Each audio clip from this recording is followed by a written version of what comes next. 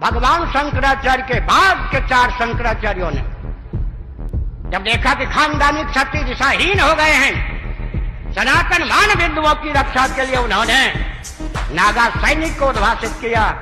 मैं बड़े लाड़ प्यार से अपनत से पूछना चाहता हूं, वो नागा सैनिक अपने लक्ष्य पर अडिग हैं, करोड़ों किलोमीटर दूर भटक गए, बहुत दूर चले गए, भटकने का ज्ञान होने पर भी सही मार्ग पर आना नहीं चाहते। एक हमारे सैनिक कम खानदानी क्षत्रिय तो दिशाहीन हो गए, वैकल्पिक क्षत्रिय के रूप में मान 4 शंकराचार्यों ने अखाड़ा परिषद नागा सैनिक को उद्भाषित किया। आज नागा सैनिक हैं लक्ष्य से दूर। 300 वर्ष पहले मान्य गुरु गोविंद सिंह जी ने हिंदू धर्म की रक्षा के लिए खालसा पंथ बनाया। आज लाखों की संख्या में विश्व में सिख हैं, सैनिक हैं, लेकिन सनातन मान बिंदु की रक्षा के लिए नहीं है। दूसरे सैनिक ने हमारे साथ नहीं, तीसरे सैनिक हैदराबाद जी ने आरएसएस को ख्यापित किया, एक दल का प्रचारक बन के आरएसएस रह गया। तीनों सैनिक रहने पर भी हमारे किस काम के? सनातन मान बिंदु की रक्षा के लिए तीनों सैनिकों में किस सैनिक का उपयोग और विनियोग हो रहा है?